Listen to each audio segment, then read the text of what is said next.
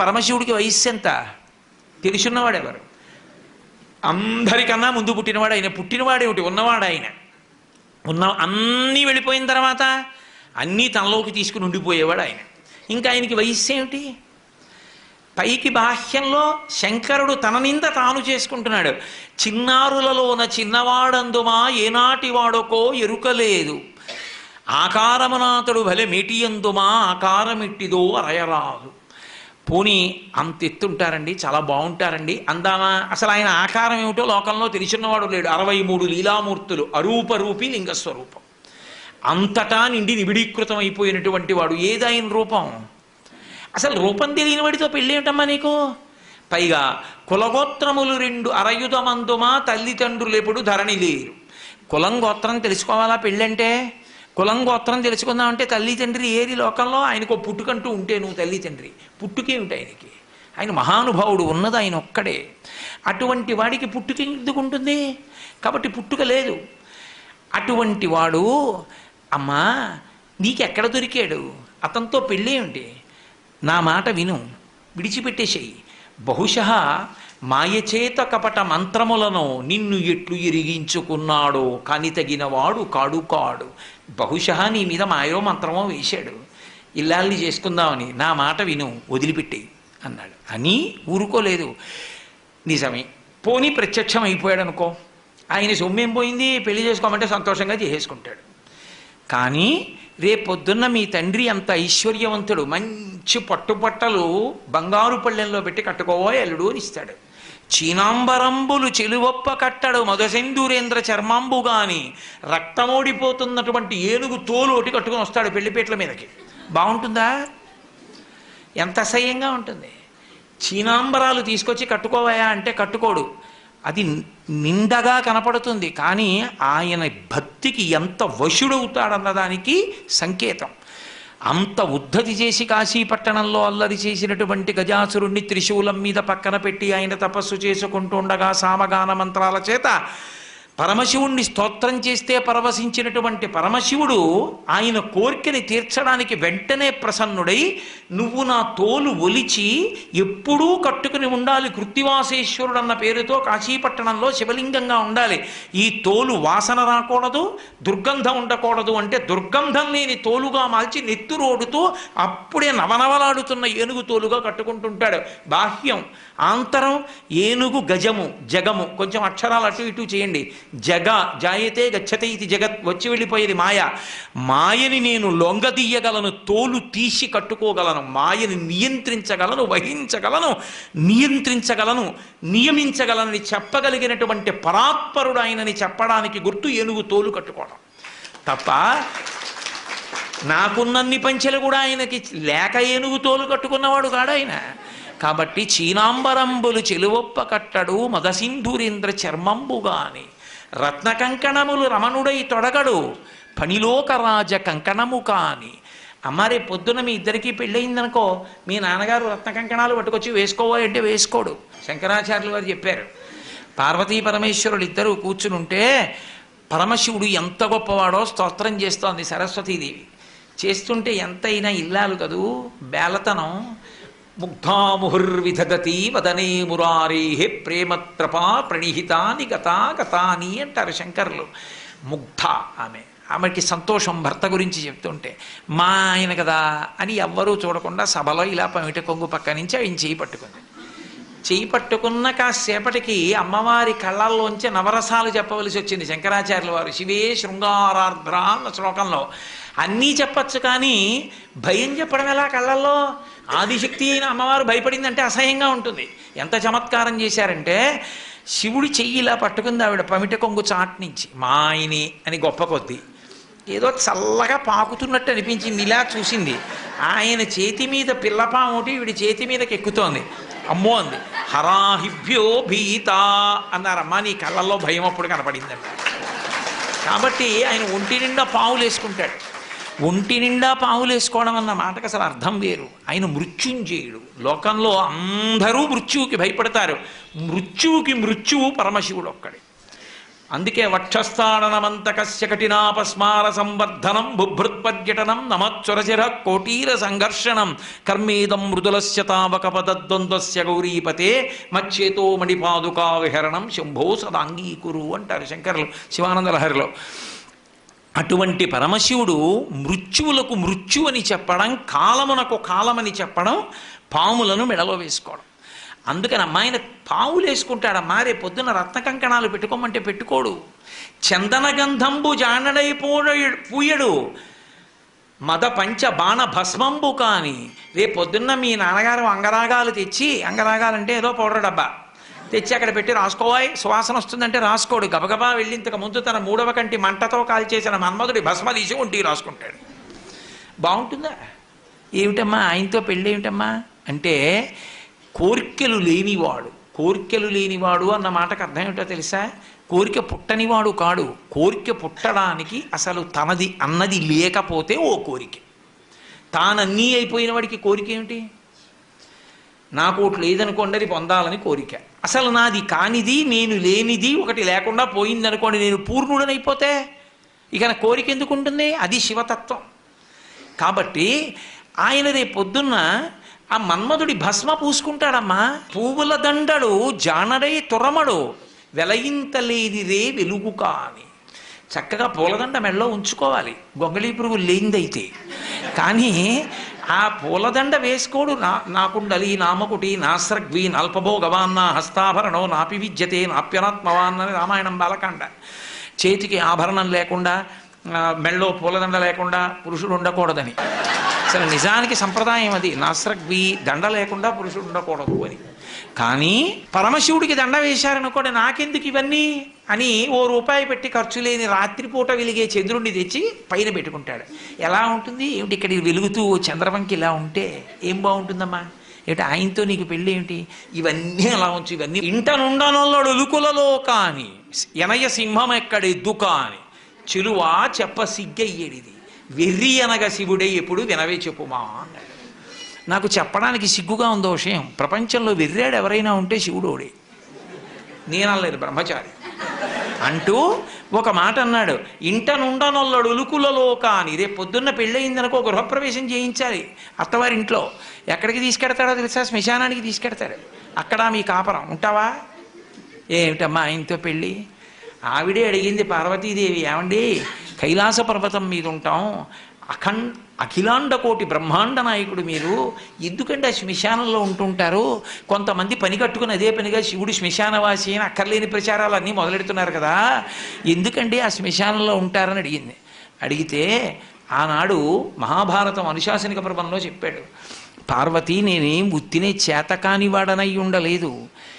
బ్రతికున్న నాళ్ళు అక్కడికెడదాం ఇక్కడికెడదామని పని లేకపోయినా షికార్లు తిరిగి నేను ఇంతటి వాణ్ణి అని గుండెల మీద చెయ్యేసుకుని ఇంత గర్వించి మా ఆవిడ, మా పిల్లలు, మా అన్నయ్య, మా తమ్ముడు, మా స్నేహితులు ఇంతమందిని చూపించినవాడు ప్రాణం పోయిన తర్వాత ఎండు కర్రల మీద పడుకోబెట్టి తాడుతో కట్టేసి ఒంటి మీద కేవలం అత్యంత చవకబారు వస్త్రం ఒకటి పెట్టి పాడి మీదకి తీసుకెళ్ళేటప్పుడు ఆ బట్ట కూడా తీసేసి కట్టెల మీద పడుకోబెట్టి ఇంధనం పోసి కర్త వచ్చి అగ్నిహోత్రం వెలిగిస్తే తల దగ్గర నుంచి కాలుతూ వచ్చేసి తల బద్దలైపోయిన తర్వాత కాళ్ళు అరికాళ్లలోంచి నెత్తురు ముద్దలుగా పైకొస్తుంటే పెద్ద కాడ పట్టుకుని కాళ్ళు పైకెత్తి వెనక్కి పారేస్తే నా ఒళ్ళు అనుకుని మురిసిపోయిన వాడు ఆ కట్టెలలో కాలిపోతుంటే జీవుడు పైకి లేచి చీకటి పడుతోందని వచ్చిన వాళ్ళందరూ స్నానం చేసి వెళ్ళిపోతే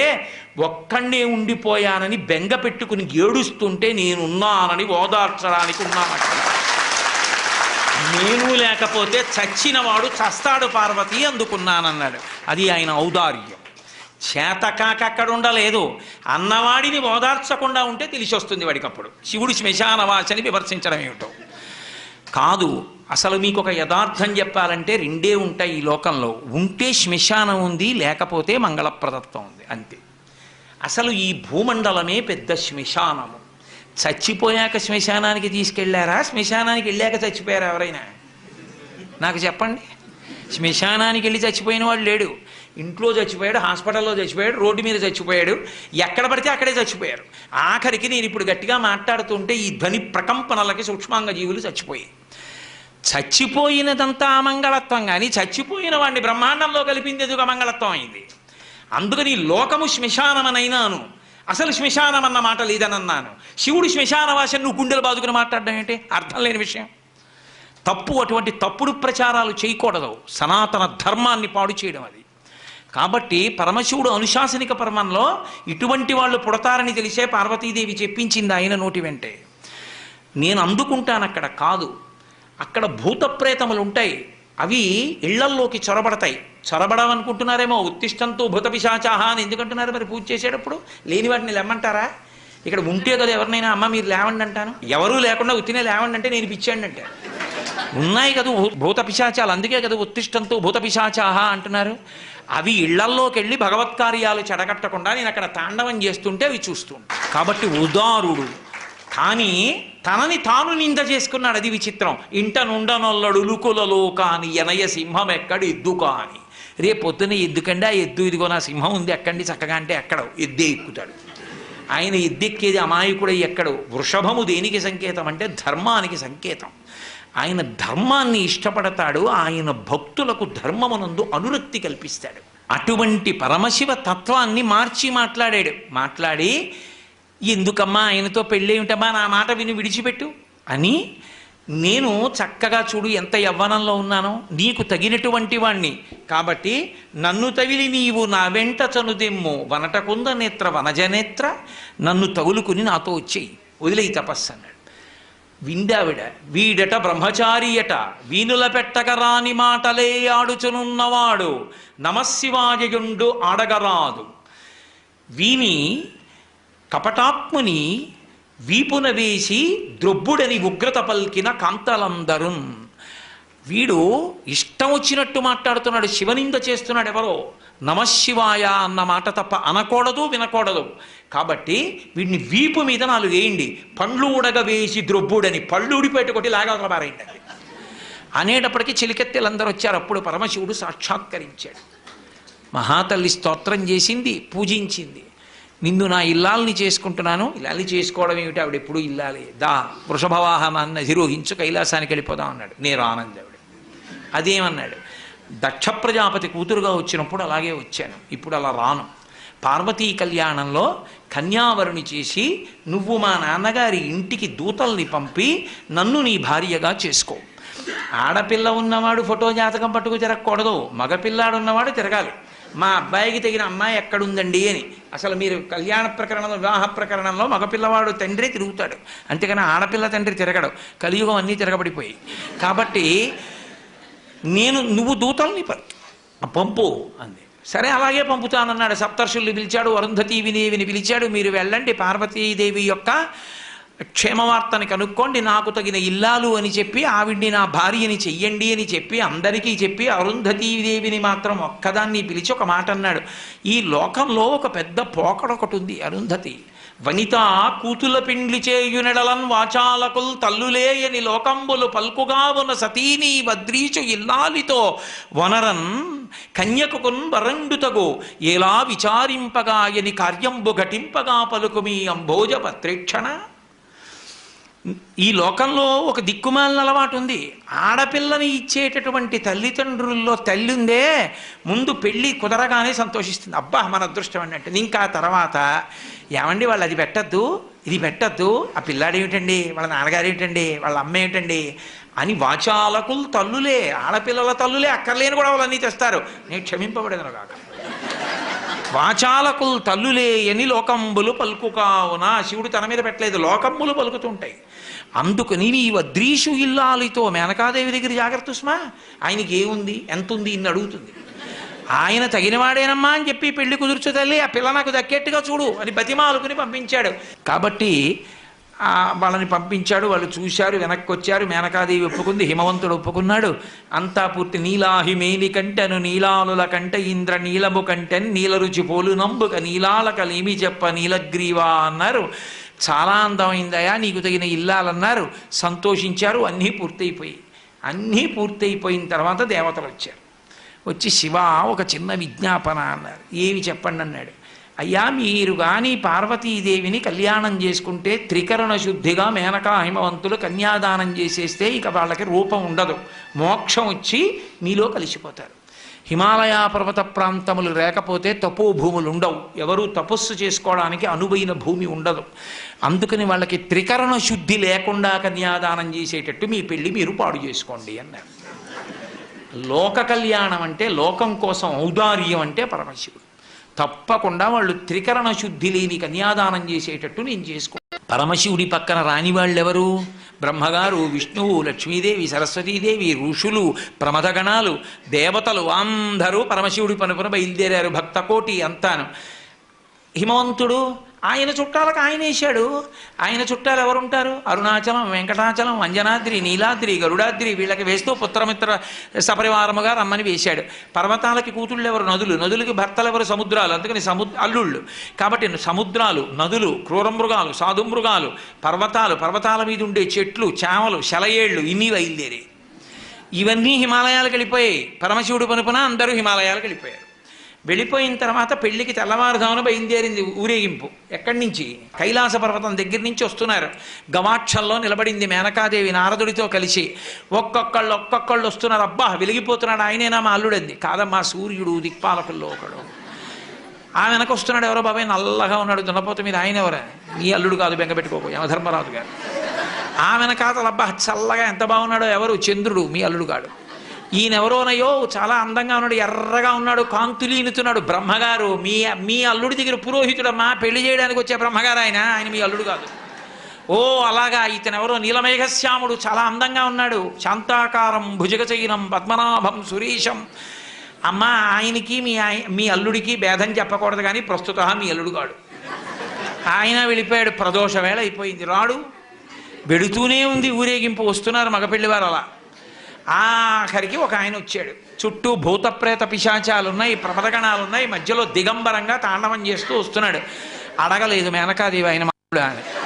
నారదుడే చెప్పాడు, ఆయనే మీ అల్లుడమ్మా అని మెట్లు దిగి వెళ్ళిపోయాడు. ఇక నేను కల్పించాను అనుకుంటున్నారేమో, మీరు శివమహాపురాణంలోంచి అన్వయం నేను ఎన్నో గ్రంథాలని కలిపి చెప్తున్నాను. ఇది చెప్పాడు కుమార సంభవం, వీరభద్ర విజయం, ఏంటి పార్వతీ కళ్యాణం, స్కాంద పురాణం, తర్వాత ఇప్పుడు చెప్పేటటువంటిది శివమహాపురాణం, ఇన్నిటిలోంచి కలుపుతున్నాను. అందుకని మీకు ఒక చోట దొరికేది కాదు, ఇన్ని పురాణాల్లోంచి కలిపి విహంగ వీక్షణంగా మాట్లాడుతున్నా పార్వతీ కళ్యాణం గురించి. ఆ నారదుడు గబగబా మెట్లు దిగి వెళ్ళిపోయాడు. ఈవిడ గబగబా మెట్లు దిగి తిన్నగా పార్వతీ దగ్గరికి వెళ్ళింది. నిన్ను చంపి నేను చచ్చిపోతా, వాడా దొరికాడు నీకు భర్త, తపస్సోట. రేపు పొద్దున్న పెళ్లిపీటల మీదకి వచ్చి కూర్చుంటే కాళ్ళు ఎలా కడగడం, కన్యాదానం ఎలా చేయడం, ఆడల్లుడు ఏమిటే అని పెద్ద గొడవ మొదలెట్టి నానా అల్లరైంది. నారదుడు వచ్చాడు, బ్రహ్మగారు వచ్చారు, విష్ణువు వచ్చారు. ఎంత నచ్చ చెప్తే మాత్రం ఆవిడ వింటుంది? ఆవిడ వినలేదు. వినకపోతే అప్పుడు నచ్చ చెప్పారు, ఇంకొక్కసారి చూడు, ఈసారి నచ్చకపోతే చెయ్యొద్దు, అసలు నిజంగా మీ అల్లుడు ఎలా ఉంటాడో నువ్వు చూడు అంటే చూసింది. కోటి సూర్య ప్రతీకాశం సర్వావయవ సుందరం విచిత్రవసనం చాధానాభూషణభూషితం సుప్రసన్నం సులావణ్యం సుహాసంచ మనోహరం గౌరాభం యుతి సంయుక్తం చంద్రరేఖా విభూషితం సూర్యేణ చిత్రితం మూర్ధ్ని చంద్రదండ విరాజితం గంగా చ యమునా చైవా విధత్తు స్మరుచామరే అంటూ పట్టుపుట్టాన్ని కట్టుకుని గంగా యమున ఇద్దరూ కూడా ఒకళ్ళు సూర్యేణ చిత్రితం మూర్ధ్ని, సూర్యుడేమో పైన గొడుగు పట్టుకుంటే, చంద్రుడు పక్కన దండం పట్టుకుంటే, గంగా యమునలు ఇద్దరు వెనకాతల సేవిస్తుంటే మంచి ప్రసన్నంతో లావణ్యంతో అద్భుతమైనటువంటి రూపంతో అందాలకి అందంగా ఎంత సౌందర్య రాశియో అటువంటి మహామూర్తిగా పరమశివుడు నడిచొస్తున్నాడు. చూసింది, అబ్బా ఈయన మా అల్లుడు, కన్యాదానం చేస్తానంది అంది. కానీ అలా కనబడితే ఎప్పుడైనా అలా కనపడడమ్మా, ఒక ప్రయోజనానికి కనపడ్డాడు. ఒక ప్రయోజనం రైటే, మళ్ళీ ఆ ప్రయోజనం అంటే త్రికరణ శుద్ధి లోపించింది. హిమవంతుడితో వాదించి నమ్మి శివుడు ఇలా ఉంటాడని చేస్తున్నా ఆవిడికి ఎక్కడో మనసులో బెరుకుండిపోయింది, అలా ఎందుకు కనపడ్డాడని. త్రికరణ శుద్ధిగా కన్యాదానం చెయ్యలేదు. ప్రపంచంలో తన కన్యాదానానికి తను త్రికరణ శుద్ధి లేకుండా చేసి తన పెళ్లి తానే పాడు చేసుకుని తలవంపులు తెచ్చుకొని అవమానాలు పడి పెళ్లి చేసుకుని తన భార్యకిచ్చిన మాట నిలబెట్టుకుని లోకాలకి తపోభూములు నిలిపినటువంటి ఉదారుడు పరమశివుడు ఒక్కడే. అప్పుడు పార్వతీ కళ్యాణం జరిగింది. మళ్ళీ ఆ పార్వతీ కళ్యాణంలో పెద్ద రగడ. ప్రవర చెప్పవలసి వచ్చింది. ప్రవర చెప్పవలసి వస్తే ఈయనకి తండ్రి ఎవరు, తాత ఎవరు, బలానా వాళ్ళ మునిమనవాడు చెప్పాలి, మనవాడు చెప్పాలి, బలానా వాళ్ళ కొడుకు చెప్పాలి. చెప్పాలంటే ఎవరిని అడిగితే ఇంటి బ్రహ్మగారిని అడిగారు, ఏం నీకు తెలుసా? నాకేం తెలుసు, పిల్లాన్ని ఎంచుకున్నది మీరు చెప్పాలన్నాడు. ఎవరిని అడిగితే వాళ్ళు ఏమో మాకన్నా ముందు ఉన్నాడు ఆయన, మాకు తెలియదు అన్నారు. నారదుడు వీణ వాయించుకుంటున్నాడు. వెళ్ళి కోపం వచ్చి ఆ వీణ పట్టుకున్నారు. బుద్ధుందా ఇప్పుడు కచేరీ ఏమిటో, పక్క పిల్లాడి ప్రవర తెలియక ఏడుస్తుంటే, అసలు ఆ పిల్లాడి ప్రవర నీకేమన్నా తెలుసు? అప్పుడు నారదుడు నవ్వి అన్నాడు, ఆయనకి ప్రవర ఏమిటి, ఆది మధ్యాంతరహితుడు, ఆయనకి ప్రవర ఉండదన్నాడు. ఇప్పుడు ఏదో ప్రవర కల్పించాలి కదా. ఏదో వెనకటికి ఒక విషయం చెప్తుంటారు, పాలేరుని పెట్టుకోవాలని ఒక ఆయన పిలిచి కొన్నాడు, 4 రోజులు పని చేయబోయి పని చూసి పెట్టుకుంటా అన్నాడు. అన్నీ చూశాడు, చాలా బాగా చేస్తున్నాడు. నిన్ను పెట్టుకుంటాను పనిలో, నీ పేరు ఏమిటన్నాడు. పెరుమాళ్ళు అన్నాడు. పెరుమాళ్ళు అన్న పేరుతో నాకొద్దు, ఎప్పుడన్నా నిన్ను తిట్టాల్సి వస్తే లేనిపోని పాపం వస్తుంది, నీకు 100 రూపాయలు ఇస్తాను, మీ ఊరు వెళ్ళి పేరు మార్చుకుని మళ్ళీ రా అన్నాడు. ఓ వారం పోయాక వచ్చాడు, మార్చుకున్నావా? మార్చుకున్నాను. ఏం పెట్టుకున్నావు? పెద్ద పెరుమాళ్ అని. అలా పరమశివుడికి ప్రవర చెప్పమంటే ఏం చెప్తారు? అందుకు నిర్గుణ నిరంజన నిరాఖ్యాత నిరామయ నిర్వికల్ప పంచారుషేయ ప్రవరాన్విత పరమశివ గోత్రస్య పరమశివ శర్మణో నప్త్రే అన్నారు. అని విశ్వేశ్వర శర్మణ పౌత్రాయ సుందర శివ శర్మణ పుత్రాయ అని విశ్వనాథ శర్మణే వరాయ అఖిలాండకోటి బ్రహ్మాండ నాయకాయ తత్వమర్థస్వరూపాయ సకల భక్తార్తి భంజనాయ కైలాసపుర నివాసాయ విశ్వేశ్వర శర్మణే వరాయ అని ఆఖరికి ఆయనకి పరమశివుడి పౌత్రుడు. ఆయన పేర్లే మార్చి కొంచెం కొన్ని పేర్లు ముత్తాత చేశారు, కొన్ని పేర్లు తండ్రి చేసి ఆయన్నే పెళ్లి కొడుకుని చేశారు. చేసి అమ్మవారి దగ్గరికి వచ్చేసేపటికి కాశ్యపావత్సార నైధృతత్రయారుషేయ ప్రవరాన్విత కాశ్యపసగోత్రస్య కాశ్యపసగోత్రంలో పుట్టినటువంటి అమ్మవారు అని చెప్పి ఆ అమ్మవారికి మొట్టమొదట ఎవరి యొక్క మునిమనవరాలు అంటే ఆమె కోలాహల శర్మణో నప్త్రి, కోలాహల పర్వతం అనేటటువంటి దానికి ఆమె మునిమనవరాలు. అలాగే త్రికూటాచల పర్వతం, అలాగే హిమవత్ పర్వతం, హిమవంతుని యొక్క పుత్రి, తత్వమర్థస్వరూపిణి, మహాలక్ష్మీ రూపిణీం కన్యాం అని చెప్పి పార్వతీదేవిని కన్యాదానం చేయించి పార్వతీ పరమేశ్వర కళ్యాణాన్ని పూర్తి చేశారు. ఈలోగా శ్రీ మహావిష్ణువు పరిగెత్తుకొచ్చి అయ్యో ఉపద్రవం జరిగిందని, స్వామీ శంకర కంకణోరగపతి సంపూజ్య బృందారక కామధ్వంసక ఎల్లలోకములు మీ కళ్యాణముం చూడస ప్రేమం చనుదించియుండుటను చేసి మహావ్రేగై భరంభోర్వక ఈ ధరణీచక్రము కృంగే సమతం పొందించి రక్షింపవే అన్నాడు. పర్వతాలు, సముద్రాలు, నదులు ఇన్నొచ్చేసాయి, దేవతాగణాలు వచ్చేసాయి, భూమి కుంగిపోతోంది. మీ కళ్యాణానికి ఇంతమంది రావడంలో అటు బరువు తగ్గింది, ఇటు బరువు ఎక్కువైంది, అయ్యా ఈ భూమిని రక్షించండి అన్నారు. వెంటనే అగస్త్య బ్రహ్మని పిలిచి, మహానుభావ అగస్త్య, నువ్వు ఒక్కడివే అంతటి శక్తివంతుడివి, నువ్వు దక్షిణ దేశానికి వెళ్ళిపోతే ఈ భూమండలం నిలబడుతుందని అగస్త్యుణ్ణి దక్షిణ దేశానికి పంపించారు. అక్కడతో భూమి సమత్వాన్ని పొందింది. పార్వతీ పరమేశ్వరుల యొక్క కళ్యాణం పూర్తయింది. ఆ తల్లిదండ్రులైనటువంటి పార్వతీ పరమేశ్వరుల్ని కళ్యాణ వేదిక మీద ఎవరు చూస్తారో అక్షతలు మనం పోసుకున్నాం అనుకోండి, ప్రజా మే కామ సమృజ్యతాం, యజ్ఞో మే కామ సమృజ్యతాం, శ్రియో మే కామ సమృజ్యతాం అని అడుగుతాం. నాకు ఐశ్వర్యము కలుగుగాక, సంతానము కలుగుగాక, అలాగే యజ్ఞములు చేసేటటువంటి అధికారము కలుగుగాక, నాకు అటువంటి అదృష్టము కలుగుగాక అని. పార్వతీ పరమేశ్వరులు కళ్యాణం చేసుకున్నప్పుడు ఒండురుల యొక్క శిరస్సుల మీద పోసుకున్నటువంటి శ్వేతాక్షతల్ని ప్రసాదంగా తీసుకుని అవి మన శిరస్సు మీద పోసుకుంటే పెళ్లి కాని వారికి పెళ్ళి అవుతుంది, పిల్లలు లేని వారికి పిల్లలు పుడతారు, ప్రమాదాలు పొంచి ఉన్న వారికి తప్పిపోతాయి, సమస్త లోకాలు సుఖంగా ఉంటాయి. ఒక్కసారి పార్వతీ పరమేశ్వర కళ్యాణం చేస్తే ఆ మంత్రముల యొక్క ప్రకంపనలు వాతావరణంలోకి ప్రవేశించినటువంటి కారణం చేత ఆ ప్రాంతమంతా కూడా సుభిక్షంగా శోభిల్లుతుంది. మనందరి ఎడల పార్వతీ పరమేశ్వరుల యొక్క నిర్హేతుక కృపాకటాక్ష వీక్షణములు ప్రసరించుగాక అని సాంజలి బంధకంగా వారి పాదములకు నమస్కరిస్తూ మీ అందరికీ నా హృదయపూర్వకమైనటువంటి కృతజ్ఞతలను ఆవిష్కరిస్తూ ఇక్కడితో నా ఉపన్యాసాలు పూర్తి చేసి మీ దగ్గర